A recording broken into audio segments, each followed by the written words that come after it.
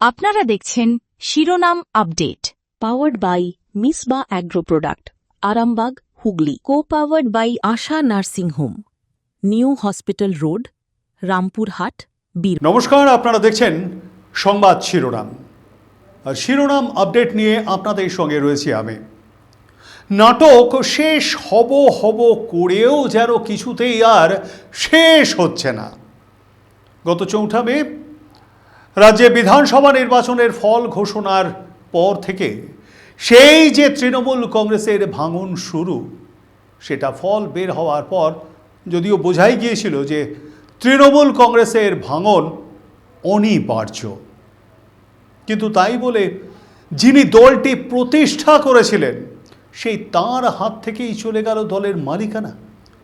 এটা বোধহয় স্বপ্নেও ভাবতে পারেননি মমতা বন্দ্যোপাধ্যায়।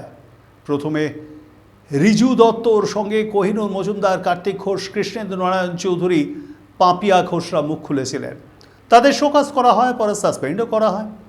এরপর আবার শৈজাল কাণ্ডে প্রথমে ঋতব্রত বন্দ্যোপাধ্যায় আর সন্দীপন সাহাকে বহিষ্কার করা হয় দল থেকে।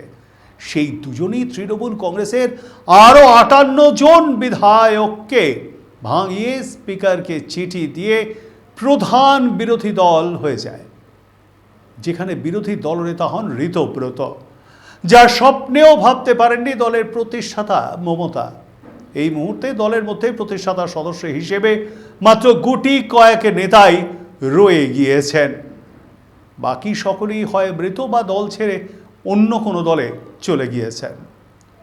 যাই হোক, পরিষদীয় দলের এই ধাক্কাটা সামলে ওঠার আগেই ফের ধাক্কা এলো সংসদীয় দল থেকে।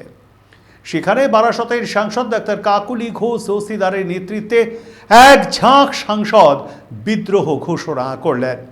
প্রথমে সংখ্যাটা কম থাকলেও ক্রমেই বাড়তে থাকে সেই সংখ্যা। গত সপ্তাহে সোমবার মানে 8 তারিখ কেন্দ্রীয় পরিবেশ মন্ত্রী তথা এই রাজ্যে বিজেপির ভারপ্রাপ্ত নেতা ভূপেন্দ্র যাদবের বাড়িতে সকালে কাকুলি দেবী ছাড়াও একে একে প্রবেশ করেন রচনা ব্যানার্জি, শতাব্দী রায়, জুন মালিয়া, পার্থ ভৌমিক, পাপি হালদার, জগদীশ চন্দ্র বর্মা, বসুনিয়া, শর্মিলা সরকার, প্রসূন ব্যানার্জি, অসিত মাল, অরূপ চক্রবর্তী, খলিলুর রহমান, আবু তাহের খান, মিতালি বাগ। কিছু পরেই দেখা যায় সেই বৈঠকে উপস্থিত হন রাজ্যের মুখ্যমন্ত্রী শুভেন্দু অধিকারী। ওই দিনেই আবার সূর্যাস্তের পর ফের বৈঠক। এবার আবার চায়ের আড্ডা শতাব্দীর দিল্লির বাড়িতে। সেখানেও হাজির হন মুখ্যমন্ত্রী। এর কয়েকদিনের মধ্যে জানা যায় বিদ্রোহী হয়েছেন শায়রি, ইউসুফ পাঠান, মায় মালা রায় পর্যন্ত। দেব সেও বিদ্রোহী। এতটা মোটামুটি ঠিকঠাক থাকলেও আরও সন্দেহ কিন্তু হচ্ছিল, আরও কেউ বিদ্রোহী শিবিরে যাবে কি নাম ভাসছিল। শনিবার বারবেলায় যখন ভাইপোর বাড়ি থেকে সবে বাড়িতে পা রেখেছেন, তখনই খবরটা এলো দিল্লির পথে সুদীপ বন্দ্যোপাধ্যায়। ভাইপোর বাড়িতে যেতে হয়েছিল কারণ মাঝরাতেই ভাইপোর পিএ সুদীপ রায়ের খোঁজে শালবনী থানার পুলিশের তল্লাশি চলছিল। আর প্রতিবাদ করতেই সেখানে ছুটে গিয়েছিলেন মমতা। যেভাবে ওই আইপ্যাকের কর্ণধারের বাড়িতে ইডির তল্লাশি অভিযানেও ছুটে গিয়েছিলেন তিনি, যদিও তখন তিনি মুখ্যমন্ত্রী ছিলেন আর এখন তো বিরোধী দলনেত্রীও হতে পারলেন না। তাকে মেদিনীপুরের ওই ছেলেটা এসে একেবারে প্রাক্তন করে দিয়েছে। যেটা বলছিলাম, খবর এলো যে সুদীপ নাম লিখিয়েছে বিদ্রোহী শিবিরে।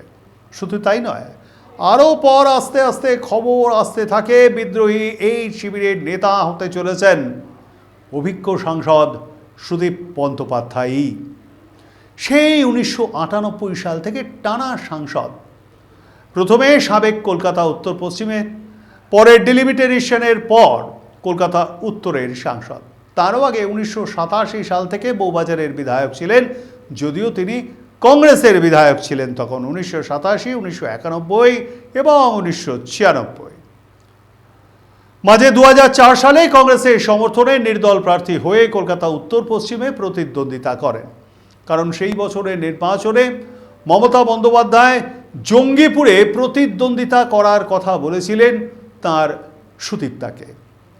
বস্তুত সেইবার ওই কেন্দ্রে কংগ্রেসের প্রার্থী হয়েছিলেন প্রয়াত প্রণব মুখোপাধ্যায়, যার কাছে রাজনীতির হাতে খড়ি, সেই প্রণববাবুর বিরুদ্ধেই প্রার্থী হতে চাননি সুদীপবাবু। দল ছেড়ে বেরিয়ে যান। নির্দল প্রার্থী হয়ে তৃণমূলের ভোট কেটে প্রয়াত সুব্রত মুখার্জিকে তৃণমূল প্রার্থী ছিলেন তিনি, সেবার তাকে হারিয়ে দিলেন। প্রায় ৪৯ বছর পর কলকাতা উত্তর পশ্চিম কেন্দ্রে সেবার উড়েছিল লাল পতাকা। প্রয়াত সুধাংশু সেল জয়ী হন। এরপর ফের তৃণমূলে প্রত্যাবর্তন করেন সুদীপবাবু। তবে মাঝে আবার তিনি বিধায়কও হয়েছিলেন, ফের সেই কংগ্রেসের টিকিটেই ২০০৬ সালে। রাজ্যে ২০১১ সালে পালা বদলের পর স্বমহিমায় দেখতে পাওয়া যায়, কারণ ২০০৯ সালে লোকসভায় মোহাম্মদ সেলিমকে হারিয়েছিলেন কলকাতা উত্তরে। ৬বারের সাংসদ, ৪বারের বিধায়ক, যদিও প্রত্যেকবার বিধায়ক হয়েছেন কিন্তু কংগ্রেসের টিকিটে। এছাড়াও তিনি ১৩ই জুলাই ২০১১ থেকে ২২শে সেপ্টেম্বর ২০১২ পর্যন্ত কেন্দ্রীয় সরকারের স্বাস্থ্য ও পরিবার কল্যাণ দপ্তরের প্রতিমন্ত্রী হিসেবে দায়িত্ব পালন করেন। সুতরাং অভিজ্ঞতা নিয়ে কোনো প্রশ্ন থাকার কথা নয় সুদীপবাবুর বিরুদ্ধে। শুধু তো আর সেই দল পাল্টানোটাই সুদীপবাবুর বৈশিষ্ট্য নয়, আরও অনেক কিছু বিষয়ে অভিজ্ঞ সুদীপবাবু। শোনাবো সে কথা, তবে তার আগে সংবাদ শিরোনামে ছোট্ট এখন বিরতির সময়। কলকাতার সর্বপ্রথম বিশ্বমানের অ্যাস্থেটিক ক্লিনিক ডক্টর জেএমস অ্যাস্থেটিক। এখানে অত্যাধুনিক মূল্যবান চিকিৎসার সরঞ্জামের সহযোগে কসমেটিক গাইনি, স্কিন, হেয়ার, বিভিন্ন জয়েন্ট পেন, ওবেসিটি, মেল ও ফিমেল ইন্টিমেট হেলথ এবং বয়স বৃদ্ধিজনিত বিভিন্ন প্রকার শারীরিক অসুবিধার সুচিকিৎসা করা হয়। আপনার শারীরিক সৌন্দর্য পুনঃস্থাপন করার দায়িত্ব আমাদের। শারীরিক সৌন্দর্য দীর্ঘায়িত করতে আজই যোগাযোগ করুন DD 197 street number 295, new town, action area 1, Kolkata 156। আমাদের মোবাইল নাম্বার 9434102626 এবং 9875657531। রিও ধাবা, ঝাড়গ্রাম বা খড়গপুর থেকে কলকাতা আসার পথে NH16 দেবরা টোল প্লাজা পেরিয়ে সেরা ধাবা। রয়েছে খাবার ও থাকার সুব্যবস্থা। যোগাযোগ করুন 9933373088 নম্বরে। আপনারা দেখছেন শিরোনাম update. Powered by Misba agro product, Arambagh, Hooghly. Co-powered by Asha nursing home, new hospital road, Rampurhat, Bir. সঙ্গে থাকবার জন্য ধন্যবাদ। ফিরে এলাম বিরতির পর। দেখছেন সংবাদ শিরোনামের আয়োজিত শিরোনাম আপডেট। বিরতির আগে সুদীপ বন্দ্যোপাধ্যায় প্রসঙ্গে আলোচনা করছিলাম। ২০১৩ সালে গোটা রাজ্য এবং দেশের বেশ কয়েকটি রাজ্যে যখন চিটফান্ড কেলেঙ্কারি সামনে এলো, ঠিক সেই সময় যে সমস্ত নেতাদের নাম নিয়ে চর্চা হতে শুরু করে তার মধ্যে সুদীপ বন্দ্যোপাধ্যায়ও ছিলেন। দলে একটা আলাদা গুরুত্ব এমনিতেই সুদীপবাবুর ছিল। একেবারে প্রথম সেই ১৯৯৮ সালের 1 জানুয়ারি তৃণমূল কংগ্রেস প্রতিষ্ঠা হয় এবং সেবারই লোকসভা নির্বাচনে তিনি সাবেক কলকাতা উত্তর থেকে প্রতিদ্বন্দ্বিতা করেন এবং জয়ী হন। সেই সময় প্রয়াত পঙ্কজ বন্দ্যোপাধ্যায়, প্রয়াত অজিত পাঁচাদের সঙ্গে আর যে কয়েকজন ছিলেন প্রথম থেকে দলে, তার মধ্যে ছিলেন সুদীপ বন্দ্যোপাধ্যায়ও। নেত্রীর মাথায় যখন বাদশাহ আলম লোহার রড দিয়ে আঘাত করে, সেই সময় সোনালী গুহ ছাড়াও আর যে নেত্রীকে দেখতে পাওয়া যেত মমতার আশপাশে, তিনি নয়না দাস বন্দ্যোপাধ্যায়। সুদীপ খরণী এই নয়না এখন দলের বিধায়ক। দীর্ঘদিন জেল খেটে এসে ফের ২০২৪ সালের নির্বাচনে দলের অন্দরের একাংশের মতকে উপেক্ষা করেই মমতা সুদীপের ওপরে ভরসা রেখেছিলেন, টিকিট দিয়েছিলেন। দলনেত্রীকে নিরাশ করেননি সুদীপবাবু। এরই মাঝে বারবার সুদীপ নানা বিতর্কে জড়িয়েছেন। কখনো দলের কোনো কাউন্সিলরকে কুকুর বলেছেন, কখনো বা কুণাল বাবুর সঙ্গে তাঁর মতবিরোধ হয় বিভিন্ন ইস্যু নিয়ে। এখানে বলে রাখি, দুজনেই কিন্তু জেল ফেরত, আর দুজনেই চিটফান্ড মামলায় জেল কেটেছেন। এর মধ্যে পার্থক্য বলতে গেলে সুদীপকে গ্রেপ্তার করেছিল কেন্দ্রীয় তদন্তকারী সংস্থা, আর কুণালকে গ্রেপ্তার করে মমতার নেতৃত্বাধীন সরকারের পুলিশ। কুণালবাবু বারবার দলনেত্রীকে পরোক্ষে চিটফান্ডের টাকার সবচেয়ে বেশি সুবিধাভোগী বলে সাংবাদিকদের সামনে চিৎকার করেছেন যখনই তাকে কোর্ট লকআপে তোলা হয়েছে বা সেখান থেকে বের করা হয়েছে। সুদীপবাবু এসব কিন্তু বলেননি, তবু কিন্তু সুদীপ ছায়া সঙ্গী ছিলেন। সুদীপবাবু যখন জেল হসপিটালে পড়ে আছে, মমতা বন্দ্যোপাধ্যায় তাকে দেখতে গিয়েছিলেন, দীর্ঘক্ষণ তার কেবিনে তিনি কথা বলেন। তার পাশের কেবিনেই ছিলেন সেখানে আর একজন তাপস পাল, আর এক সাংসদ, কিন্তু তাপস পালের কেবিনে সেদিনকে গেলেও মাত্র মিনিট 3-4 ছিলেন এই মমতা বন্দ্যোপাধ্যায়। সুদীপ বন্দ্যোপাধ্যায় কোনোদিন মঞ্চে অভিনয় করেননি ঠিক, কিন্তু তার স্ত্রী অভিনেত্রী, তা সে ওয়ান ওয়ালেই অভিনয় করুক বা রূপালী পর্দায়, তাতে বাহবা না দিয়ে কিন্তু পাচ্ছি না সুদীপবাবু যে অভিনয়টা অন্তত এইবারে করে ফেললেন। প্রথমেই জানিয়ে রাখি, তিনি জানিয়ে দিয়েছিলেন যে তার মতো একজন ব্যক্তি যিনি 6বার সাংসদ হয়েছেন, 4বার বিধায়ক, তিনি বিদ্রোহী দলে নাম লিখিয়ে এনডিএ ব্লকে বসবার জন্য যে আবেদনের জন্য যে চিঠি চাপাটি ইত্যাদি ইত্যাদি দেওয়া হচ্ছে, এই সমস্ত ব্যাপারে দায়িত্ব নিয়ে নেতৃত্ব দেওয়ার কথা যদি বলতে হয় তাহলে তিনি অমিত শাহর সঙ্গে কথা বলবেন। কারণ অমিত শাহ বিজেপির পোর খাওয়া নেতা, প্রাক্তন সর্বভারতীয় সভাপতি, অভিজ্ঞতা ধারে ভাড়ে সব দিকেই যথেষ্ট ওজনদার কেন্দ্রীয় স্বরাষ্ট্রমন্ত্রী। রাজি হয়ে যান সেখানে শুভেন্দুবাবু, অর্থাৎ রাজ্যের মুখ্যমন্ত্রী। আর দেরি না করে দিল্লির বিমান ধরে একেবারে শতাব্দীর গাড়ি চড়ে শটান ভূপেন্দ্র যাদবের 9 নম্বর মতিলাল নেহরু মার্গের বাসভবন। পরে শাহী সাক্ষাৎ সেরে নেন সুদীপ বন্দ্যোপাধ্যায়। রাজনীতিতে পোর খাওয়া সুদীপ শিবির বদল করায় তাহলে কি বিদ্রোহী শিবিরে নতুন করে কোনো সমীকরণ দেখা যাবে? কারণ বিদ্রোহী গোষ্ঠীতে সুদীপের সংযুক্তিকরণের পর কোন পথে এগোবেন কাকলি শতাব্দী তারা, সেই প্রশ্ন ইতিমধ্যেই উঁকি দিতে শুরু করেছে।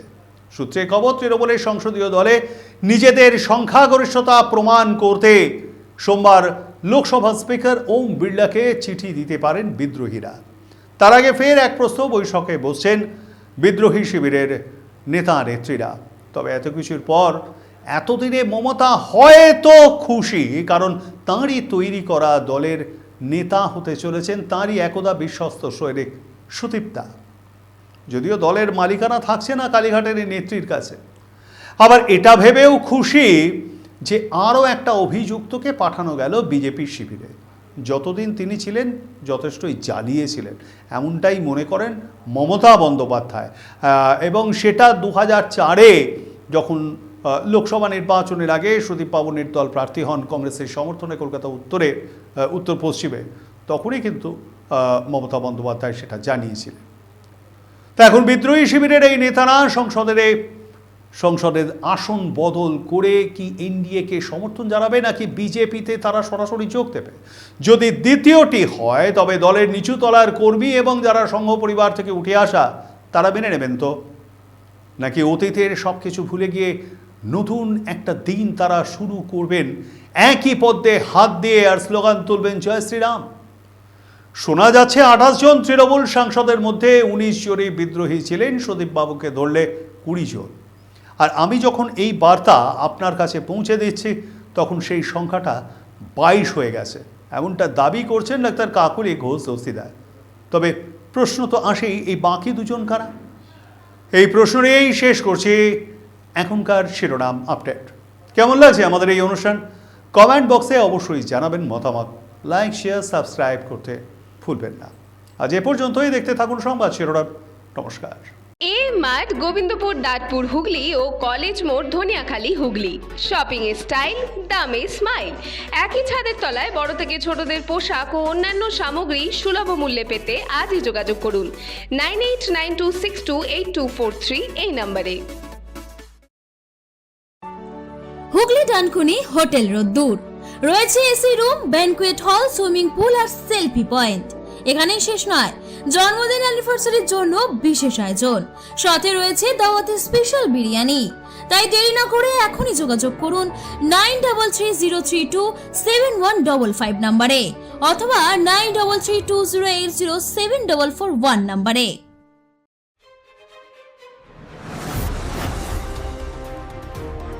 আপনারা দেখছেন সংবাদ শিরোনাম।